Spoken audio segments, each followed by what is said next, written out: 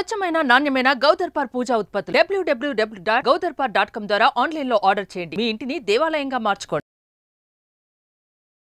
నమస్తే, welcome to Suman TV. కోల్కతాలో డ్యూటీలో ఉన్నటువంటి డాక్టర్పై జరిగినటువంటి అత్యాచార ఘటనపై దేశవ్యాప్తంగా ఆందోళన వ్యక్తమవుతూ వస్తుంది. ఇందులో భాగంగానే డాక్టర్స్ కూడా నిరసన వ్యక్తం చేస్తూ వస్తున్నారు. ఈ ఘటనపై స్పందించేందుకు మనతో పాటు ఉన్నారు సీనియర్ గైనకాలజిస్ట్, పద్మశ్రీ అవార్డు గ్రహీత మంజుల అనగాని గారు. నమస్తే మ్యామ్. నమస్తే అమ్మా. చాలా రోజుల నుంచి ఈ ఘటనపైన నిరసన వ్యక్తం అవుతూ వస్తుంది. ఆందోళన కూడా తీవ్రతరం అవుతూ వస్తుంది. ఎలా చూడొచ్చు అంటారు? ఒక డ్యూటీలో అంటే అంత పెద్ద హాస్పిటల్లో అంతమంది స్టాఫ్ ఉన్న దగ్గర, అంతమంది పేషెంట్స్ ఉన్న దగ్గర ఒక డాక్టర్పై ఇంత పెద్ద అత్యాచార ఘటన జరిగింది.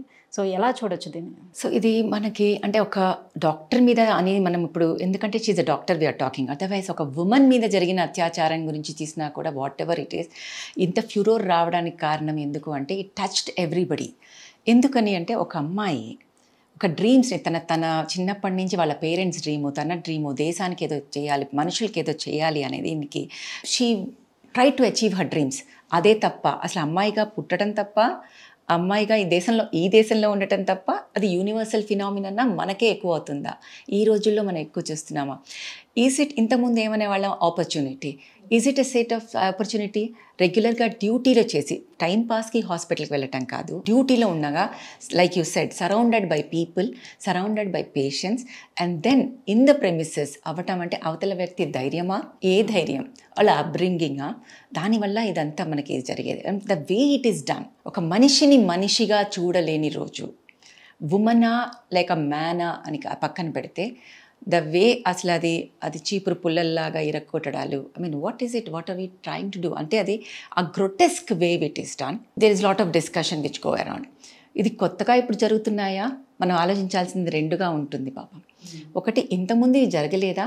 మనం కళ్ళు మూసుకుని ఏమీ జరగట్లేదు, మన సరౌండింగ్లో మనము మన సంస్కృతి చాలా బాగుంది, మన దేశం అంత బెస్ట్ దేశం ఇంకోటి లేదు, ఎవ్రీడే చూస్తూనే ఉన్నాం ఇలాంటి. నేను house surgeons we are talking about 92లోనే డేస్ బేబీ రేప్ అవడం చూశాను. ఓన్లీ థింగ్ ఈజ్ ఇంత ఫ్యూరోర్ ఎందుకు అప్పుడు లేదు అంటే మనకి మీడియా ఎంత యాక్టివ్గా లేదు. రెస్పాన్సిబిలిటీ తీసుకోవాల్సింది ఎవరికి ఉందంటే ఈక్వల్గా సొసైటీకి ఉంది, యాజ్ ఎ ఇండివిజువల్ పర్సన్ ఉంది, as a print media everybody has digital and everything, as a government has. So it is not 1%. So it is a politicians who make the decisions should make something tough that people are scared. మరి ఇది కొన్ని రకాల దేశాల్లో, కొన్ని దేశాల్లో ఎందుకు లేదు? భయం. అంటే మనం ఇట్లా భయాన్ని ఇస్తే ఉండకుండా ఉంటుందా? ఇలా చేస్తే ఇలా అవుతుందేమో అన్న భయంతో ఉంటే చేయరా? అది మనం ఇంకొక విధంగా చూసుకోవాలి. అప్పుడు human rights will come into play. So ఏ విధంగా మనం దీన్ని చూడాలి? చట్టాలు అనేవి ఇంకొంచెం కఠినంగా చేయాలి అని అంటారు. పనిసరిగా కఠినంగా చేయటం ఒకటి, లూప్ హోల్స్ లేకుండా ఉండటం ఒకటి, ప్లస్ వాటిని మనం చేయాలి, అది ఇంప్లిమెంట్ చేయాలి. చేసినప్పుడే అది తెలిసిన వాళ్ళే మనకు ఒక 10 మందిలో ఒకళ్ళని తగ్గుతారా అని మనం అందరూ మాట్లాడుతూ ఉంటాం. There is always something called genetics. Then comes epigenetics. We know criminals have a little different genetic outset. So people want to put it on genes. నాలో తప్పు లేదు, నేను తప్పు చేయట్లేదు, నా జీన్స్ తప్పు అని. ఇది ఏంటి అంటే ఒక చాదర్ కింద అన్నీ మనం తప్పు వేసేసి కప్పేసేసి చాలా బాగుంది, నీట్గా ఉంది ఇల్లు అనుకోవటం. No, epigenetics play equal role. అంటే మన అప్బ్రింగింగ్, మన సొసైటీ, మనం ఇచ్చే వాళ్ళకి ఇచ్చే ఒక సంస్కృతి అనేది చాలా చాలా ఇంపార్టెంట్. ఆ సంస్కృతిలో భాగంగానే ఇలా చేసేది తప్పు ఒప్పు అనేది క్లారిటీ ఉండాలి. There is no grey shades in this. ఈ తప్పు చేస్తే ఇది తప్పు, ఇది అవుతుంది శిక్ష అనేది కూడా క్లారిటీ ఉండాలి. We are all trying to do something, good touch, bad touch. As a doctor we try to teach that. చిన్న పిల్లల నుంచి నేర్పిస్తాం, అబ్బాయిలకి అమ్మాయిలకి గుడ్ టచ్, బ్యాడ్ టచ్. లక్కీగా దానివల్ల పిల్లలు ముందుకు వచ్చి చెప్తున్నారు, దానివల్ల భయం అనేది కొంచెం తగ్గి పేరెంట్స్కి, స్కూల్లో కౌన్సిలర్స్ చెప్తున్నారు, మనకు తెలుస్తుంది. మనకు తెలిసిన దాన్ని మనం ఇంకా దాన్ని పెద్దగా చేస్తున్నాం. పెద్దగా చేయడం వల్ల so many families are not even coming forward. అంటే మళ్ళీ సొసైటీ గురించి భయం. సో ఐ థింక్ ఎక్కడ ఫ్యాలసీ అవుతున్నాం అంటే we are blaming and shaming the victim. బతుకుంటే వాళ్ళు షేమ్ అవుతున్నారు, అది అప్పటితో అవ్వదు. వాళ్ళు ఇల్లు మారినా కూడా వాళ్ళకి ఇలా జరిగిందంట, ఆ పాపకి ఇలా జరిగిందంట. So in such a society where తప్పు ఎటువైపు నుంచి ఎలా జరిగినా కూడా విక్టిమ్ ఈజ్ బీయింగ్ ఎఫెక్టెడ్. సి మనకి ఇవి ఉంటాయి, మనకి యూఎస్లో, వెస్టర్న్ కంట్రీస్లో దిస్ ఎ రిజిస్ట్రీ. ఒక్కసారి వాళ్ళ మీద ఇట్లా వీళ్ళు మొలెస్టర్స్ అని కానీ ఏమన్నా ఉంటే రిజిస్ట్రీలో వాళ్ళ పేర్లు ఉంటాయి. సో వాళ్ళు ఏ ఏరియాకి వెళ్ళినా కూడా మనకు ఆ రిజిస్టర్లో మన ఏరియాలో వీళ్ళు ఉన్నారు అన్నప్పుడు మన జాగ్రత్తలు మనం పడుతుంటాం. ఇప్పుడు యాజ్ ఎ డాక్టర్ నా ఎక్స్పీరియన్స్ చెప్పాలి అంటే మేము Gandhi medical college long back Gandhi hospital where సికింద్రాబాద్లో ఆ మోండా మార్కెట్ దగ్గర రైల్వే ట్రాక్ పక్కన శ్మశానాల పక్కన గైనకాలజీ డిపార్ట్మెంట్ వేరేగా, హాస్పిటల్ కొంచెం వేరేగా, మధ్యలో అంతా ఖాళీగా, రాత్రులు పూట నల్లగా చీకటిగా, అస్సలు భయపడేవాళ్ళం కాదు. పేషెంట్కి బ్లీడింగ్ అవుతుందంటే బ్లడ్ బ్యాంక్ యువతల పక్క ఉంటే అక్కడి నుంచి ఇక్కడికి అమ్మాయిలం మేము పరిగెత్తుకుంటూ వెళ్ళి ఒకసారి మేమే బ్లడ్ ఇచ్చి మేమే ఆ బ్లడ్ని తీసుకుని మళ్ళీ ఇటు వచ్చేవాళ్ళు. We never had something called fear in our brains. ఆ భయమే లేని రోజుల్లో, అంటే ఆ రోజులు మంచివా లేదా మాకు భయం లేదు బికాస్ ఆఫ్ ద మీడియా దీనివల్ల, అంటే అప్పుడు కూడా జరిగేవేమో, అంటే ఐఎమ్ నాట్ తప్పు పట్టలేదు నేను మీడియాని, you understand my point, but we never had fear. ఇప్పుడు పట్టుకుని ఆలోచిస్తే అప్పుడు రోజులు జరిగేవి కాదా, జరిగేవి, కానీ ఆ జరిగేదాన్ని ఇంత పెద్దగా అవ్వకపోవడం వల్ల మేము భయం లేకుండా తిరిగామేమో, ఆర్ ఇప్పుడు నెంబర్ కూడా ఎక్కువైందేమో, ఆర్ అప్పటికన్నా ఇప్పుడు ఇంకా గ్రొటెస్క్గా అవుతున్నారేమో. అమ్మో ఈ అమ్మాయి రేప్ చేసి బయటకు వస్తే ఇదైపోతుందేమో చంపేయడాలు జరిగేవి కావేమో, అమ్మో ఈ అమ్మాయి చెప్తుంది నా మీద అనేసి యాసిడ్ పోయడాలు జరిగేవి కావేమో. అర్థమవుతుంది కదా నా పాయింట్? అంటే అప్పుడు అమ్మాయిలు ధైర్యంగా బయటకు వచ్చి చెప్పుకునేవారు కాదు కాబట్టి కేవలం రేపు వరకు జరిగి అది ఆగిపోయేది. ఇప్పుడు ధైర్యంగా వచ్చి చెప్పగలుగుతున్నారు కాబట్టి. You got my point. ఇప్పుడు హత్యలు కూడా ఎక్కువైపోయాయి. సో అప్పుడు భ్రూణ హత్యలేవి అయ్యేవి, అమ్మాయిగా పుట్టడం మాకు భయం. ఎందుకు పేరెంట్స్ మేము చాలా మందిని అడిగేదాన్ని, ఎందుకు చేస్తారమ్మా ఇట్లాగా అనేసి, ఎందుకు అయ్యేది అబార్షన్స్ చేసుకునేవాళ్ళని. అప్పట్లో it was not a illegal act. So why do you want abortion అని అంటే, ఒకటి అమ్మో it's very difficult to save a girl. Apart from అబ్బాయి ఆ నమ్మకాలు ఉన్నాయి, అబ్బాయి ఉంటే మేము ఏదో పైకి వెళ్తాము, అబ్బాయి ఉంటే మమ్మల్ని ఏదో ఉద్ధరిస్తారు, అమ్మాయి అంటే మాకు చాలా ఆస్తి నష్టము, అవన్నిటితో పాటు కాన్స్టెంట్గా వినిపించేది ఏంటి అంటే it is very difficult to save a girl in the house, in the schools, in the work place, even when you're surrounded by people just because you are a girl. అది ఇప్పుడున్న సిచ్యువేషన్. సో ఇక్కడ చూసుకున్నట్లయితే అంటే ఈ situation వరకు వస్తే మనకి, so high court కూడా చాలా సీరియస్ అయింది ఈ సిచ్యువేషన్ పైన. సో ఒక 40 మంది ఒక గుండాలు వచ్చి ఒక హాస్పిటల్ లోపల అంతా దాడి చేయటం అనేది, ఇంత సెక్యూరిటీ ఉండి అట్ ద సేమ్ టైం ఒక అత్యాచారం జరిగినటువంటి ఆ ప్లేస్ని కూడా కంప్లీట్గా క్లోజ్ చేస్తారు. సెక్యూరిటీ ఉండేది తప్పు. హాస్పిటల్లో సెక్యూరిటీ గురించి మేము ఎప్పుడు ఫైట్ చేస్తూనే ఉన్నాం as a doctor, as a thing. If you take ఇలాంటి విషయాలు జరగకపోయినా డాక్టర్స్ మీద మ్యాన్ హ్యాండ్లింగ్ జరిగిన రోజులు చాలా ఉన్నాయి. అంటే ఒక పేషెంట్ చాలా ఘోరమైన పరిస్థితులు తీసుకొచ్చినప్పుడు ఆ పేషెంట్ చనిపోతే ముందు అక్కడున్న హౌస్ సర్జన్ని డాక్టర్ని కొట్టిన రోజులు చాలామంది ఉన్నాయి. ఆ టైంలో ఎన్నోసార్లు ఎన్నో విజ్ఞప్తులు డాక్టర్స్ చేశారు, వీ నీడ్ మోర్ సెక్యూరిటీ అని. సో సెక్యూరిటీ ఉంది హాస్పిటల్స్లో అనేది ఉత్తమాట. అంటే సెక్యూరిటీ ఇన్ ద సెన్స్ ఏంటంటే అక్కడ ఆల్రెడీ ఒక ఘటన జరిగింది కాబట్టి సో దాన్ని సీజ్ చేస్తూ పోలీసులు కూడా అక్కడ పెడతారు కదా, మరి అలాంటప్పుడు ఒక 40 మెంబర్స్ వచ్చి ఎట్లా దాడి చేయగలుగుతారు?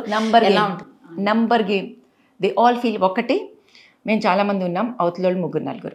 సెకండ్, మేము వాళ్ళ మనుషులం వీళ్ళ మనుషులం, పవర్. కానీ ఒక నార్మల్ పర్సన్, ఇక్కడ అత్యాచారం చేసింది కూడా ఒక నార్మల్ పర్సన్, ఒక పోలీసు వాళ్ళకి ఒక ఇన్ఫార్మర్ గా ఉన్నటువంటి ఒక నార్మల్ పర్సన్ కి అంతమంది సపోర్టింగ్ ఎలా వస్తుంది అని. So that is what where I think facts have to come out.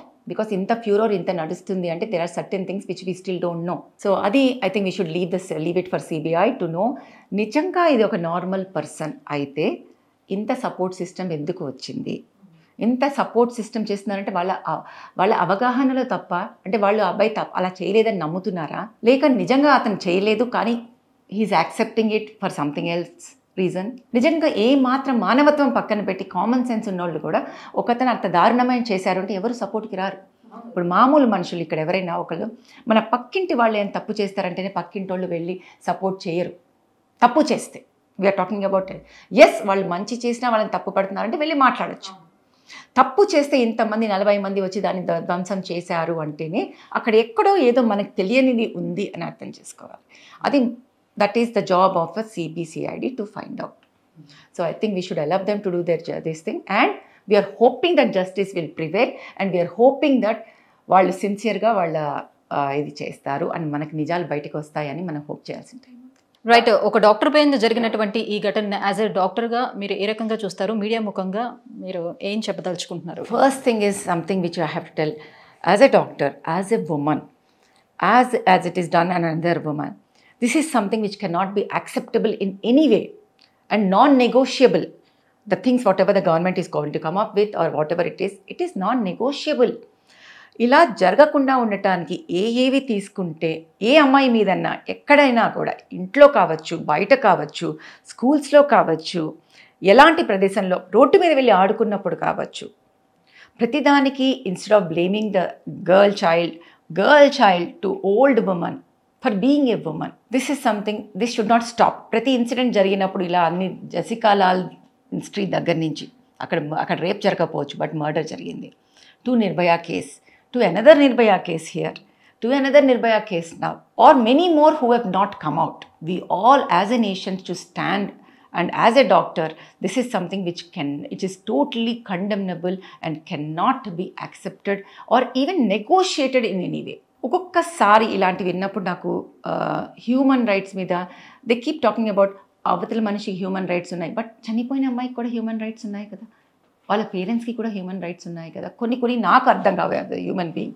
But for me any grotesque event cannot be accepted and will not be accepted and should be taken to task and it should be in the purview of the law and order and justice. So అమ్మాయిల విషయానికి వచ్చేటప్పుడు ఇలా జరుగుతుండేటప్పుడు అమ్మాయిలే అవేర్డ్గా ఉండాలి అని చెప్తారా? So parents ఎంతసేపు అమ్మాయిలు నువ్వు ఇలా ఉండాలి అలా ఉండాలని చెప్తారు కదా, ఇక్కడ ఉమెన్ని కాదు మెన్ని కూడా సరిగ్గా. ఇప్పుడు బాయ్స్ కూడా సేఫ్ లేరు కదమ్మా. ఓన్లీ థింగ్ ఇస్ ఇంకా ఉమెన్ కన్నా boys are very less boys come out and talk about it because they are suppose to be stereotypically strong. చెప్పాల్సింది అమ్మాయిలకే లేకపోతే అబ్బాయిలుగా అనేది అందరికీ.